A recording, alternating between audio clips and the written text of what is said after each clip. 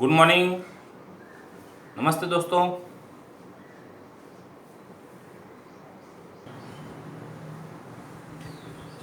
Exercise continue करते हैं with question number 2, example number 5। cos 3x plus 3 cos x upon 2x minus pi का square book में दिया हुआ है, but here it should be 3। This is correction 3 when x tends to pi by 2। इसको evaluate करना है, तो denote limit by l। अब पहले चेक कर लेते हैं डायरेक्ट लिमिट हो सकता है क्या। तो डायरेक्ट लिमिट ओरली चेक करते हैं। पाई बाय 2 रखा तो cos 3 pi by 2 y axis पर आ गया, cos is 0। cos pi by 2 cos is 0, y axis पर एंगल है, cos function is 0। Pi by 2 रखा तो 2 से 2 डिवाइड हुआ, पाई माइनस पाई 0, मतलब this is in 0 by 0 form. This is in 0 by 0 form. तो कुछ सिंप्लीफिकेशन की जरूरत पड़ेगी। cos 3x दिख रहा है, we have identity for cos 3x। उसको रिकॉल करते वी नो दैट ये जो फर्स्ट एडिशन रहा होगा ना बुक का, उसमें ये 2 दिया है, न्यू बुक में करेक्ट हो गया होगा। ओके, तो here it should be 3। We know that cos 3x is 4 cos cube x minus 3 cos x। ये आइडेंटिटी रिकॉल की, अब यहाँ पर पुट करना है, लेकिन देखो इसके साथ में प्लस 3 cos x भी है, तो इसको ले आओ इधर। तो therefore cos 3x plus 3 cos x 4 cos cube x हो गई, रख देते। तो therefore और then L becomes limit x tends to pi by 2। ये पूरा एक्सप्रेशन रह गया 4 cos cube x अपॉन। अब देखो यहां पर भी एक काम कर सकते हैं, इसके पहले भी हमने इस तरह के प्रॉब्लम सॉल्व किए। x का कोएफिशिएंट यदि 1 नहीं है तो उसको 1 बनाकर भी आगे किया जा सकता है कंटिन्यू। इसको हम ब्रैकेट में ही 2 कॉमन लेके x माइनस पाई बाय 2 लिख दिए। 2 common x minus pi by 2 और इसका स्क्वायर, इसका क्यूब, ये भी काम किया जा सकता है। फिर से चेक कर लो, x tends to pi by 2 cos pi by 2, फिर से y एक्सिस पर है 0, pi by 2 minus pi by 2 0, again this is in 0 by 0 form, लेकिन पहले से रिड्यूस हो गया, पहले से थोड़ा शॉर्ट फॉर्म में आ गया problem. This is equal to, now as substitution लगेगा क्योंकि x माइनस सम नंबर है, तो सब्स्टिट्यूशन मेथड से एक सिंगल वेरिएबल में इसको कन्वर्ट किया जा सकता है। As x tends to pi by 2 therefore x minus pi by 2 tends to 0, put x minus pi by 2 equal to t, then t tends to 0 and x is equal to pi by 2 plus t।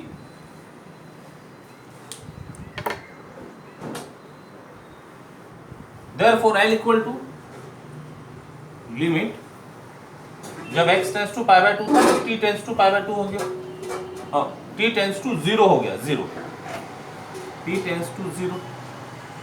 4 cos of x के लिए put कर रहे हैं पाई by 2 plus t, तो इसका square, sir it is cube, इसका cube है, upon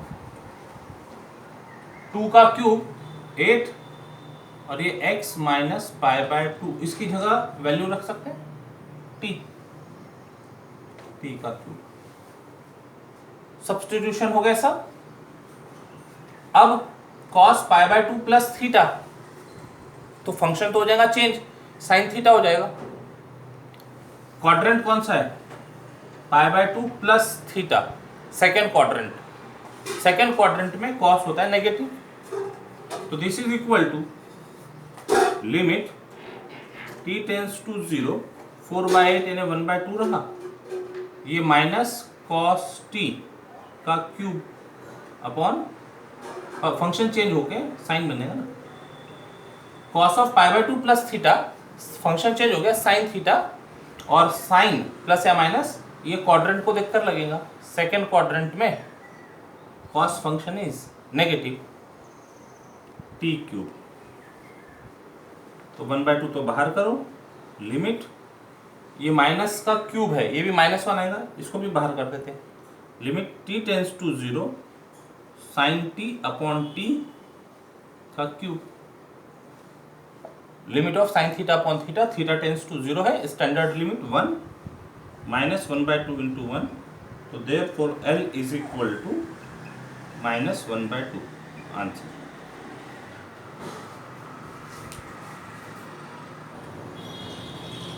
चलिए ये प्रॉब्लम देखिए, क्वेश्चन नंबर 1 का सेकंड, और इसके बाद में हम देखेंगे क्वेश्चन नंबर 2 का 4। ये दोनों जरा डिफरेंट टाइप के एग्जाम्पल है जो यहाँ पर हमको प्रॉब्लम्स दिए हैं सब्स्टिट्यूशन मेथड में, इसके साथ कुछ और एडिशनल चीज़ें जुड़ी हुई है। देखते हैं। x tends to a sin x minus sine a upon 5th root of x minus 5th root of a। Direct method से देखते हो सकता है क्या?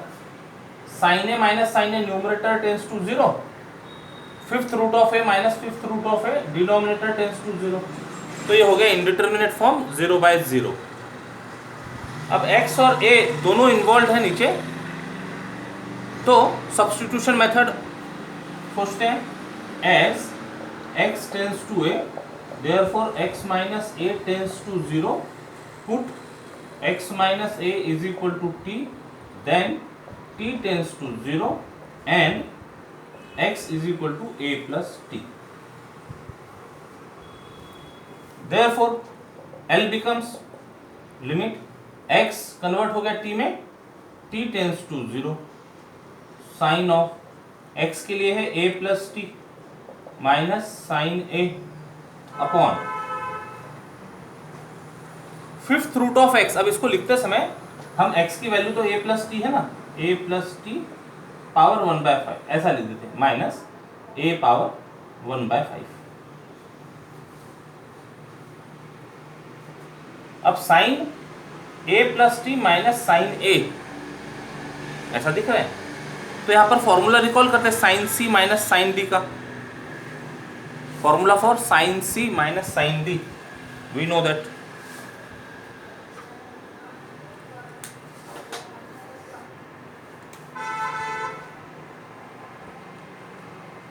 Sign c minus sine d equal to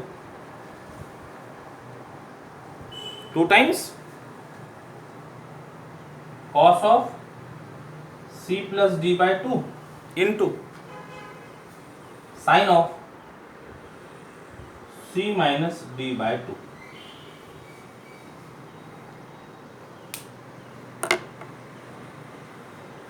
लगाओ यहां पर फॉर्मूला। तो therefore L is equal to limit t tends to 0 2 times cos of, ये दोनों का एडिशन अपॉन 2, तो ये हो गया 2a plus t upon 2 into sine of c minus d by 2, sine of a plus t minus a, तो ये तो गया t by 2 upon a plus t का पावर 1/5 माइनस a का पावर 1/5। अब ये जो फॉर्म है, ये फॉर्म देखते हुए फिर एक और स्टैंडर्ड रिजल्ट की याद आती है। रिजल्ट ऐसा, we know that limit of x power n minus a power n upon x minus a when x tends to a is equal to n a power n minus 1। क्या कहता है result? Variable का power n है minus some constant का power n है, और ये दोनों का डिफरेंस डिनोमिनेटर में है x माइनस a, ये दोनों का डिफरेंस, बेसिस का डिफरेंस x माइनस a, और this tends to 0, x tends to a का मतलब दिस टेंस टू 0। इसका मतलब ऐसे तो कुछ यहाँ पर है a प्लस टी का पावर 1/5 माइनस a का पावर 1/5। अब ये दोनों का डिफरेंस इसके डिनोमिनेटर में यदि आ जाए, ये दोनों का डिफरेंस इज t, इसके डिनोमिनेटर में आ जाए और t टेंस टू 0 हो, तो इसके लिए हम फॉर्मूला लगा सकते हैं। ये तो हो गया डिनोमिनेटर की बात, t टेंस टू 0 है। What about numerator? कॉस का तो कोई प्रॉब्लम नहीं, t टेंस टू 0 पर ये हो जाएगा cos 2a अपॉन 2 यानी cos a, लेकिन साइन अकेला है यहाँ पर, साइन थीटा अकेला जैसा दिख रहा है, तो साइन थीटा के लिए फॉर्मूला लगा। अच्छा, डायरेक्ट यदि करते तो फिर से 0/0 फॉर्म है, डायरेक्ट मेथड से दी गए तो और इसमें कुछ वर्क करने की जरूरत पड़ेगी।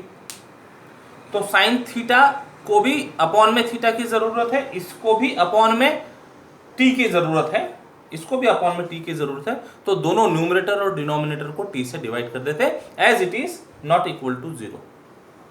ये फॉर्मूले को भी ध्यान में रखते हुए, ठीक है, as t tends to 0 t is not equal to 0, therefore on dividing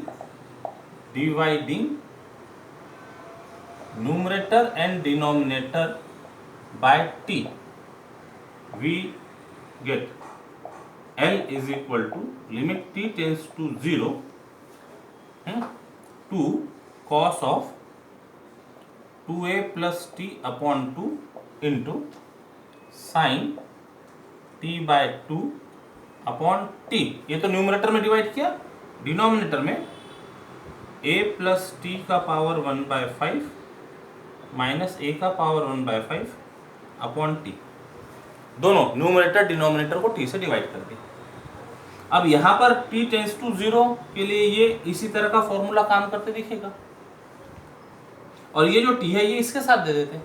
cos तो अकेले, cos का लिमिट अकेला फाइंड किया जा सकता है, तो it is equal to limit t tends to 0 2 times, अच्छा सेपरेट करते चले जाते हैं, तो सेपरेट ही कर देते, it is equal to 2 times limit t tends to 0 cos of 2a plus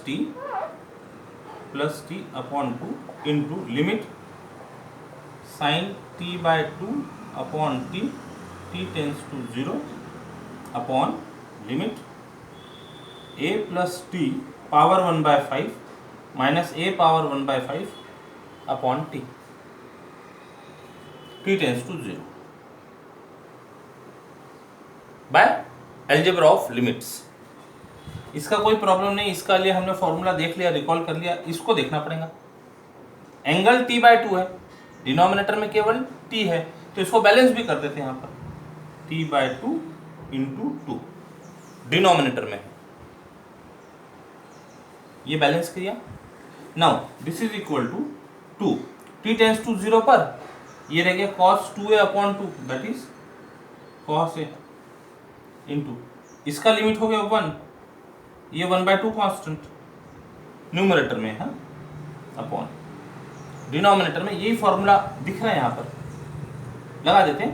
n is 1/5 a power 1/5 minus 1, तो 2 से तो 2 डिवाइड हो गया, ये cos a upon 1/5 a power minus 4/5, तो therefore L is equal to, ये 5 ऊपर 5 cos a into a power 4/5 answer.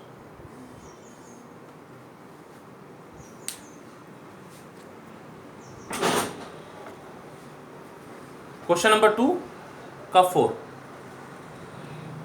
Limit sine root x minus sine root a upon x minus a when x tends to a। Direct limit लेने की कोशिश करते, होता है क्या, x tends to a, sine root है minus sine root है, numerator tends to 0, a minus a, denominator tends to 0, तो सब्स्टिट्यूशन मेथड लगाते हैं,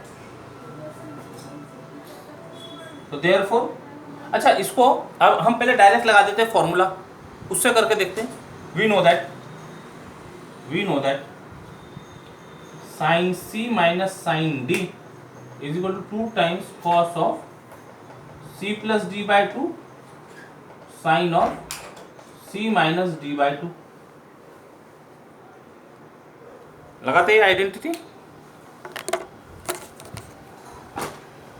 therefore L is equal to limit x tends to a 2 times cos of, दोनों का addition by 2, root x plus root a by 2, दोनों का subtraction, sine of root x minus root a by 2 upon x minus a as it is. ठीक है, अब limit लेने में कहाँ प्रॉब्लम आ रही है ये देखो। जब x टेंस टू a की बात करेंगे तो x टेंस टू यानी रूट a प्लस रूट है 2 रूट है अपॉन 2 यानी कॉस रूट है, इसका तो कोई प्रॉब्लम नहीं है, इसका कोई प्रॉब्लम नहीं, उसके लिए देखना पड़ेगा। तो सेपरेट कर देते, this is equal to 2 constant limit of x tends to a cos of root x plus root a upon 2 into limit of sine root x minus root a upon 2 upon x minus a. ये x minus ए उसको जरूरत पड़ेगी sign को, correct. अब यहाँ angle में root x minus root ए है, तो डिनोमिनेटर में भी ऐसा ही कुछ चाहिए हमको, साइन थीटा अपॉन थीटा चाहिए। तो ये जो x माइनस ए है, ये x माइनस ए को हम इसका तो लिमिट ले लेते हैं 2 times cos of root a plus root a upon 2 into limit x tends to a, x tends to a sine of root x minus root a upon 2 upon इसको लिखते root x minus root a into root x plus root a. Note this is important point, important point. A square minus b square का formula treat किया यहां पर, under root x का square minus under root ए का square. अच्छा, अब देखो upon में 2 भी है, तो ये सेम एंगल यहां पर सेट करना होगा। आगे काम करते हैं, this is equal to L is equal to 2 cos of 2 root a upon a, मतलब रूट ए रहेगा, limit sine of root x minus root a upon 2 upon root x minus root a upon 2। तो इसको balance करने के लिए into 1/2, यहां पर denominator में 1/2 क्या, तो न्यूमरेटर में भी 1/2, और एक और टर्म रह गई है तो उसका इंटू सेपरेट कर दो, limit x tends to a 1 upon root x plus root A.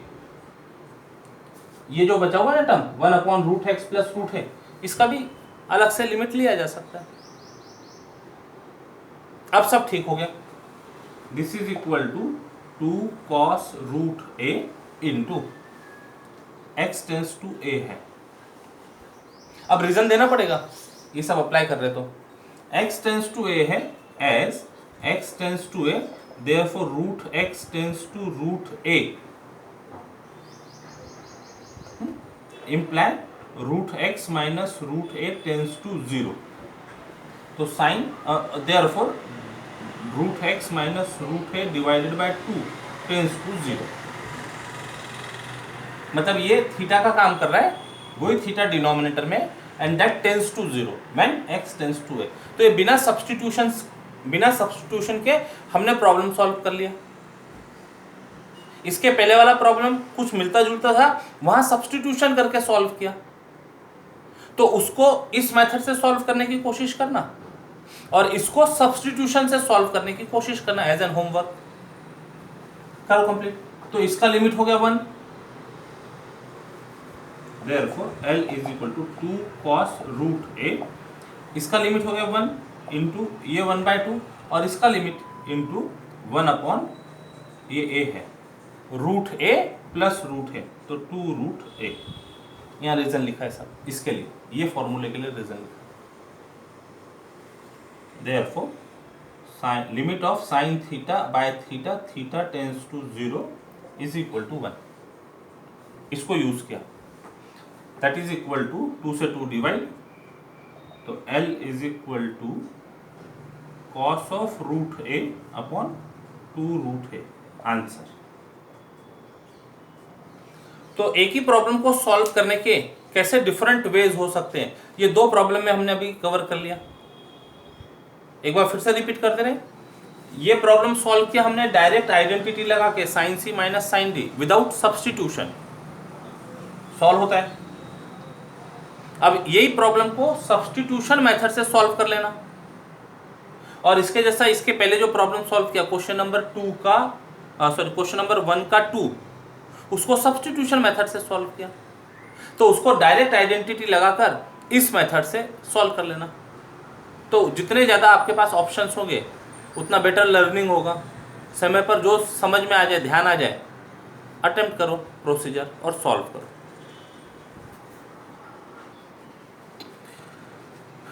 So this exercise 7.5 of page number 150 और 151 में कुछ प्रॉब्लम है, तो ये कंप्लीट हो गई।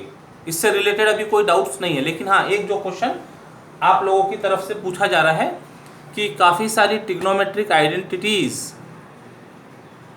लगती है तो उन्हें कैसे याद रखें। हाँ, ये जो लैंग्वेज में क्वेश्चन पूछा है तो एक रिप्रेजेंटेटिव क्वेश्चन है ये, और जनरल क्वेश्चन है। काफ़ी लोगों को ये प्रॉब्लम होती है, कौन सी ट्रिग्नोमेट्रिक आइडेंटिटी लगाना ये समझता नहीं, क्या करूं, ये कॉमन डिफिकल्टी है। तो इसको समझने के लिए एक सिचुएशन जरा आप ध्यान दीजिएगा, ध्यान से समझिएगा क्या क्या कहना चाह रहे हैं हम। और जहाँ जहाँ आप ये डिफ़िकल्टी फेस करोगे, जनरली ये जो अभी हम एग्जांपल देने की बात कर रहे हैं, सिचुएशन देने की बात कर रहे हैं, इसकी नौबत आती है इंटीग्रेशन जब पढ़ना शुरू करते तब। जब इंटीग्रेशन पढ़ते तब जनरली ये एग्जांपल हम कोट करते हैं, लेकिन अभी आ गई है तो अभी कोट करते थे। जब जब ऐसी सिचुएशन आएंगी तब तब इसके बारे में आप विचार कीजिएगा। आप फर्स्ट टाइम किसी एक रूम में एंटर कर रहे हो और वो रूम में अभी अंधेरा है। जनरली आजकल जो रूम्स तैयार होते हैं तो जैसे ही हम गेट ओपन करते हैं तो गेट के साइड में ही स्विच बोर्ड होता है, ठीक है। तो सबसे पहला काम हम रूम में एंटर करने के बाद क्या करेंगे, लाइट ऑन करेंगे, फैन ऑन करेंगे। पहले तो लाइट लगेगी, ट्यूबलाइट। तो हमको तो पता नहीं है कि कौन से स्विच से वो बल्ब ऑन होगा, ट्यूबलाइट ऑन होगी। हम क्या करते हैं, 1 2 3 4 जितने भी बटन सबको प्रेस कर देते हैं, किसी न किसी बटन से तो ट्यूबलाइट ऑन हो जाएगी। यही प्रोसीजर करते हैं हम। अब मान लो आप चले गए, दूसरे दिन फिर उस रूम में आए तो आप फिर से यही प्रोसेस करते हैं, कोई ना कोई बटन से तो ऑन हो जाएगा, ट्यूबलाइट ऑन हो जाएंगी, फैन ऑन हो जाएगा। अब कंटिन्यू यदि आप उस रूम में एंटर करें और यही प्रोसीजर फॉलो करें तो किसी के लिए 4 दिन के बाद, किसी के लिए 8 दिन के बाद सारी बटन अब प्रेस करने की ज़रूरत नहीं रह जाती। क्या होता है, कुछ दिनों के बाद में एग्जैक्ट अंधेरे में भी जब आप रूम में एंटर करते हैं तो आपको पोजीशन पता चल जाती है वो स्विचेस की। तो वो पोजीशन से आपका हाथ एग्जैक्ट उसी बटन पर जाता है जिससे ट्यूबलाइट ऑन होनी हो, आपका हाथ उसी बटन पर जाता है जिससे फैन ऑन होना हो। तो हुआ क्या, ये कंटिन्यूअस प्रैक्टिस, कंसिस्टेंसी या बराबर है, प्रैक्टिस इज इंपॉर्टेंट। तो कोई भी चीज अपने आप से होना नहीं हो जाएंगी शुरू, उसके लिए हमको एफर्ट्स करने पड़ेंगे। तो ये जो सिचुएशन है ये डार्क रूम वाली, और ये तो प्रैक्टिकल सिचुएशन है। आप देखिए ना, आपके घर में भी जब आपको पता नहीं रहा होगा आप सारे बटन ऑन करते हैं, या जब आप अपने स्कूल में जाते हैं, कॉलेज में जाते हैं तो वो तो रूम आप लोगों के लिए अननोन होता है, चलो वहाँ अंधेरा नहीं है, ठीक है। उजाले में भी जब आपको ट्यूबलाइट की ज़रूरत नहीं पड़ेगी, फ़ैन की ज़रूरत पड़ेगी, तो जब आप फ़ैन के लिए बटन ऑन करते हैं पता नहीं होता है कौन सी बटन से फ़ैन ऑन होगा, लेकिन कुछ समय के बाद में एग्जैक्ट बटन आपको पता चल जाती है। तो यही जो एनालॉजी है, दिस इज एनालॉजिकल एग्जाम्पल। तो यही जो एनालॉजी है, यही एनालॉजी ट्रिग्नोमेट्रिक आइडेंटिटीज़ के लिए काम करेंगी। यही एनालॉजी टाइप को आइडेंटिफाई करने के लिए काम करेंगी कि कौन सा प्रॉब्लम है हमारे सामने दिख रहा है, उसको कौन सी मेथड से सॉल्व करना। यही एनालॉजी इंटीग्रेशन, जो डिफिकल्ट टॉपिक समझा जाता है, ठीक है, अभी हम लिमिट पढ़ रहे हैं, इसके बाद कंटिन्यूटी, फिर डिफरेंशिएशन, और डिफरेंशिएशन के बाद होता है इंटीग्रेशन। तो डिफरेंशिएशन में number of formulas results limited है, कम है, और इंटीग्रेशन में लगभग डबल है। और दोनों वर्ड को यदि आप सोचें, थोड़ा सा लिटरेचर मीनिंग से सोचें, डिफरेंशिएशन, डिफरेंशिएट करना, तोड़ना, और इंटीग्रेशन मतलब इंटीग्रेट करना, जोड़ना। एक कॉमन ले पर्सन को, लेमैन को यदि पूछे कि भैया दोनों में आसान क्या है, तोड़ना आसान है या जोड़ना आसान है, बोलो क्या आंसर होगा? कोई चीज को तोड़ना आसान है या जोड़ना? डेफिनेटली तोड़ना आसान लगता है। तो यही जो लॉजिक है, यही लॉजिक डिफरेंशिएशन और इंटीग्रेशन के साथ होता है कि डिफरेंशिएशन आसान लगता है लेकिन इंटीग्रेशन डिफिकल्ट लगता है। तो उस समय ये एनालॉजी एक्सप्लेन करने की जरूरत पड़ती है और कुछ एक अलग तरीके से वो इंटीग्रेशन टॉपिक्स को हम डील करते हैं। तो काफी हद तक वो जो डिफिकल्ट लगने वाला टॉपिक है इंटीग्रेशन, वो सिंपल हो जाता है। और एक मजे की बात, लास्ट टाइम, आज पूरा 1 साल हो रहा है, 22 मार्च है ना, जनता कर्फ्यू था और 24 से पूरा लॉकडाउन शुरू हो गया था। तो लास्ट ईयर यही लॉकडाउन पीरियड में इंटीग्रेशन जैसा टॉपिक ऑनलाइन में पढ़ाने का मौका मिला। अब इंटीग्रेशन जैसा टॉपिक सामने आमने जब बैठकर पढ़ाया जाता है तब बच्चों को वो डिफिकल्ट लगता है। आप सोचिए कि ऑनलाइन में ये और कितना बड़ा चैलेंज रहा होगा। लेकिन इंटीग्रेशन पूरा टॉपिक ऑनलाइन होने के बाद जब वो बच्चे आंसर देते थे और जब पूछा कि ये समझा ऑनलाइन में, हमारा भी पहला पहला एक्सपीरियंस था, तो जब बच्चों ने कहा कि सर समझा, तो इसका क्रेडिट वो बच्चों को जाता है, क्योंकि ऑनलाइन में आपके ऊपर कंट्रोल केवल आपका हो सकता है, किसी और का नहीं। तो यदि आप ऑनलाइन क्लासेस भी पूरी सिंसियरिटी के साथ, है ना, पूरी पंक्चुअलिटी के साथ, ईमानदारी से यदि सॉल्व कर रहे हैं, हमको किसी दूसरे को इंप्रेस नहीं करना है, हमको खुद के लिए वर्क करना है।